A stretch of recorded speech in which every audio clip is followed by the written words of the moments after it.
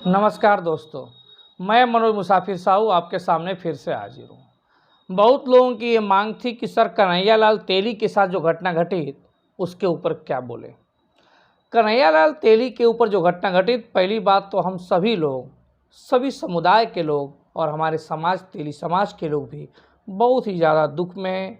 हम उनके प्रति श्रद्धांजलि अर्पित करते हैं।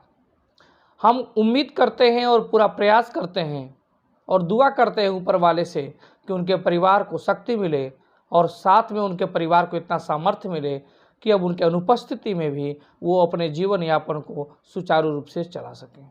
लेकिन हमें कुछ महत्वपूर्ण बिंदुओं पर भी ध्यान देना पड़ेगा।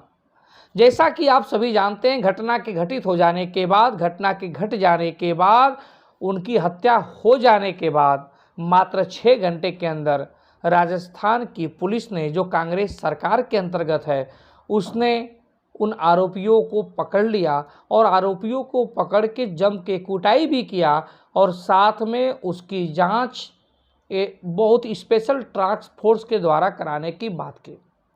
हालांकि बाद में गृह मंत्री अमित शाह जी के द्वारा उसकी जांच एनआईए को दी गई, तो अशोक गहलोत जो कांग्रेस के मुख्यमंत्री हैं, राजस्थान के मुख्यमंत्री हैं, उन्होंने इस फैसले को भी सहज स्वीकार किया और कन्हैयालाल तेली के घर गए और घर जाके उनको बाकायदा 51,000 रुपये की पुरस्कार राशि दिए।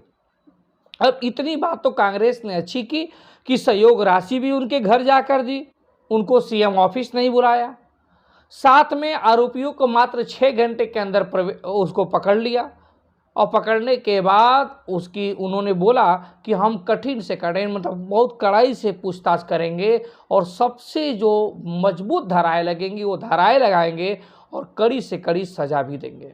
यहाँ तक तो कांग्रेस का रोल बिल्कुल सही है। लेकिन घटना घटित होने से पहले 15 तारीख को जब पुलिस में कंप्लेन हुई थी, पुलिस में शिकायत हुई थी और पुलिस ने समझौता करा लिया था, अगर पुलिस समझौता ना करा के उन आरोपियों को गिरफ्तार करके भेजती और कन्हैयालाल तेली को सुरक्षा दे देती तो निश्चित रूप से कन्हैयालाल तेली भी आज हमारे बीच होते, उनकी दुखद हत्या नहीं हो पाती। यहाँ पर ये मिस्टेक है कांग्रेस की, अशोक गहलोत की सरकार की। उनको समझौता ना करा के बल्कि आरोपियों को गिरफ्तार करके भेजना चाहिए था, जो आरोपी लगातार पिछले कई दिनों से कन्हैयालाल तेली को लगातार धमकी दे रहे थे, तो समझौता कराने का प्रश्न ही नहीं उठता था। हालांकि पुलिस कह रही है कि कन्हैयालाल तेली स्वयं कह रहे थे कि नहीं, मैं समझौता के पक्ष में हूँ। अगर पीड़ित स्वयं कहे भी तो भी पुलिस को नजाकत देखते हुए उसको तुरंत गिरफ्तार कर लेना चाहिए था और पुलिस को उनकी सुरक्षा देनी चाहिए थी। ये कमी जरूर है। हालांकि हत्या के बाद जिस प्रकार से राजस्थान पुलिस ने सक्रियता दिखाई है और सहायता राशि दी है, वो काबिले तारीफ भी है। बात यहाँ कांग्रेस भाजपा की नहीं है। जो अच्छा करेगा उसका निश्चित रूप से गुणगान किया जाएगा और जो खराब काम करेगा उसका निश्चित रूप से आलोचना भी किया जाएगा। अब दूसरे पक्ष की बात करते हैं। भाजपा आपने गौर किया और मुझे बताइए कि कौन सा ऐसा राज्य है, आप जिस राज्य से बिलोंग करते हैं, क्या कन्हैयालाल तेली के विरोध में उस राज्य में कोई भी मीटिंग की गई? क्या कोई भी जुलूस निकाला गया? कहीं कुछ नहीं सुने होंगे आप। उसका कारण क्या है? उसका कारण है कन्हैयालाल का तेली होना। मैं बार बार कहता हूँ कि आप वोट देते वक्त हिंदू है, लेकिन काम लेते वक्त आप तेली हो जाते हैं। हिंदू तब तक हैं जब तक आप किससे फायदा है, आप तेली तब हो जाएंगे जब फायदा आपको लेना है। बस अंतर इतना सा ही है और ज़्यादा अंतर है ही नहीं। अब आप कहेंगे कि आप भाजपा की बुराई कर रहे हैं। मैं बिल्कुल बुराई नहीं कर रहा हूँ, सपोर्ट कर रहा हूँ। लेकिन मैं ये मानता हूँ कि किसी व्यक्ति को किसी भी धार्मिक विषय पर बोलना नहीं चाहिए और ना ही किसी भी धार्मिक टीका टिप्पणी को वायरल करना चाहिए, उसमें शेयर करके अपनी भागीदारी सुनिश्चित करनी चाहिए। जो नुपुर शर्मा जी ने बोला है, भाजपा की प्रवक्ता, आज सुप्रीम कोर्ट ने कड़े शब्दों में उनकी आलोचना की है और उनको बोला है कि आपकी हल्की जुबान ने इस देश में आग लगा दी। आपकी जुबान के कारण, आपकी हल्की जुबान के कारण आपके दिल्ली पुलिस के रामोकरम के कारण दिल्ली पुलिस आपके साथ कड़ाई के साथ पेश नहीं आई, उसके वजह से इस देश का माहौल खराब हुआ। और ये उदयपुर की जो घटना है, राजस्थान उदयपुर की, ये घटना भी आपके जुबान के कारण है, आपकी वक्तव्य के कारण है। सुप्रीम कोर्ट ने आज की तारीख में ये बात कड़े शब्दों में बोला है और उन्होंने यहाँ तक भी बोला है कि दिल्ली पुलिस ने आपको गिरफ्तार तक क्यों नहीं किया। और यदि टीवी डिबेट में हर भड़काने वाली बात हो तो उस टीवी डिबेट के प्रोग्राम को क्यों नहीं वहीं पर रोका गया, क्यों नहीं टीवी एंकर के खिलाफ भी मुकदमा लिखा गया अगर उसने भड़काया तो। ये यहां तक भी सुप्रीम कोर्ट ने कड़े शब्दों में आलोचना की है। तो सुप्रीम कोर्ट भारत की सबसे सर्वोत्तम संस्था, जहां से न्याय की अलख जगती है, अगर वो डांट दिलाती है, डांट देती है, तो इसका मतलब है कि हम कहीं ना कहीं गलत थे। और यदि नुपुर शर्मा के भाषण से माहौल खराब होता है तो निश्चित रूप से नुपुर शर्मा को वहीं पे कंट्रोल किया जा सकता था, लेकिन नहीं किया गया। प्रत्येक धर्म में कुछ न कुछ अच्छाइयाँ और कुछ न कुछ बुराइयाँ होती हैं, कुछ न कुछ कुरीतियाँ होती हैं। तो बुराइयों और कुरीतियों को जानने का, सुधारने का और संवारने का जो हक और अधिकार है उसी धर्म के लोगों का है, ना कि अन्य धर्म के लोगों का है। मैं जैसे हिंदू धर्म में हूँ तो हिंदू धर्म के बारे में ही मुझे टीका टिप्पणी करने का अधिकार है, वो भी पॉजिटिव, सकारात्मक, नकारात्मक करने का अधिकार नहीं है। इतना बड़ा ज्ञानी कोई कैसे हो सकता है कि किसी धर्म के बारे में आलोचना कर दे। तो उसे आप सकारात्मक जितनी भी बातें होंगी आपको अपने धर्म में करना है, ना कि दूसरे धर्म के बारे में करना है, बल्कि दूसरे धर्म का आपको सम्मान करना है। क्योंकि जिस धर्म के बारे में आपको कोई जानकारी नहीं, उस धर्म में बोलने का भी कोई अधिकार आपको नहीं है। अब बात होती है मेरे अपने समाज के लोगों की। मैं बार बार कहता हूँ कि व्हाट्सएप और सोशल मीडिया का जो समाचार है, जो जहरीले डिबेट हैं, आप उसका हिस्सा मत बनिए।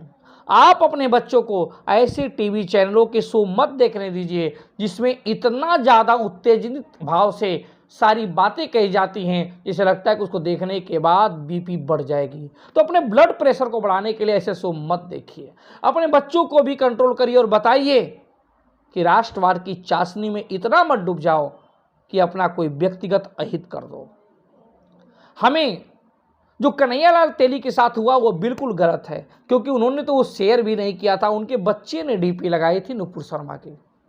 लेकिन मैं बार बार कहता हूं कि जब बलि देना होगा तो शेर की बलि थोड़ी दी जाएगी, बकरे की बलि दी जाती है ना,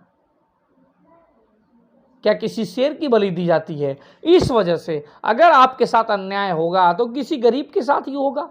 और लोगों को मालूम है सबसे गरीब और सबसे अगर दुर्बल कोई है तो तेली से बड़ा गरीब और दुर्बल कौन होगा?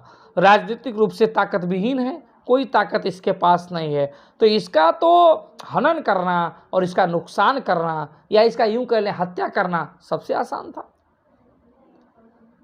तेली के समाज के लोगों के पीछे कौन आएगा?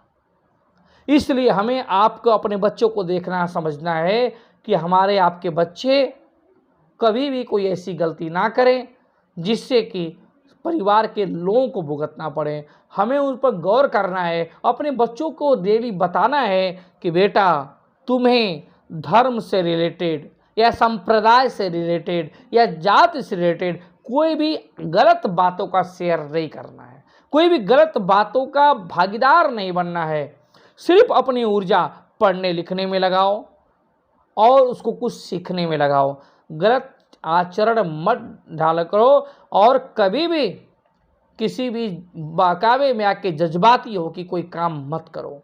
हमें अपने बच्चों को ये बात समझानी होगी। अगर हमारा बच्चा ये बात नहीं समझेगा तो पूरा परिवार निश्चित रूप से तमाम तरह की बुराइयों और तमाम तरह की परेशानियों को फेस करेगा। इस वजह से मैं कहता हूँ कि आप कोई भी गलत जानकारी शेयर मत करिए। उसको आप, अमिताभ बच्चन का एक शो आ रहा है कौन बनेगा करोड़पति, उन्होंने बताया है ज्ञान जहाँ से मिलिए बटोर लीजिए, लेकिन पहले उसको टटोल लीजिए, जानकारी ले लीजिए कि क्या आपके हित में है, आपके हित में है कि नहीं है। और इतने ज़्यादा भी आप हिंदुत्ववादी मत बनिए। मैं बार बार कहता हूँ, आप हिंदुत्ववादी बनने के चक्कर में तमाम तरह की बुराइयों और तमाम तरह के आरोपों में घिर जाएंगे। आप इतने ताकतवर नहीं हैं। जो बोलता है गलत बोले या सही बोले, मैं नहीं जानता नुपुर शर्मा ने गलत बोला कि सही बोला, लेकिन मैं इतना जरूर जानता हूं वो बड़े खानदान से ताल्लुक़ रखती हैं। उनके अप्रोच जो हैं, उनके सोर्स जो हैं डायरेक्ट गृह मंत्री प्रधानमंत्री के साथ है और उनको सुरक्षा आसानी से मिल जाएगी। उनका बाल बांका भी कोई नहीं कर पाएगा। लेकिन हम और आप जैसे लोग जो गरीब लोग हैं, ये लोग को सुरक्षा नहीं मिल सकती। अगर हम लोग कोई गलत कार्य करेंगे तो उसका दुष्परिणाम भी हम लोगों को भुगतना पड़ेगा, क्योंकि हमारे पास कोई सोर्स, कोई सुरक्षा नहीं है। हम अकेले हैं। हमारे आसपास का एनवायरनमेंट ऐसा है कि जो उग्र भीड़ का रूप धारण कर सकती है। हम कोई राजनीतिक रूप से मजबूत व्यक्ति भी नहीं हैं, तो हमें इस बात को समझना पड़ेगा।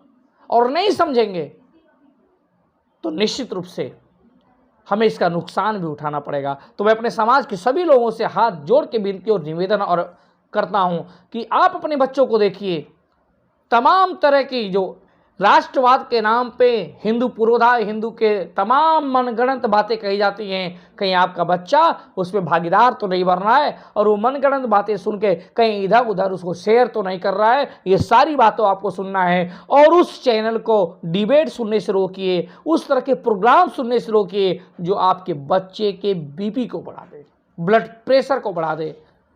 तो ऐसे लोगों को आपको सावधान करना है, आपको समझना है। धन्यवाद।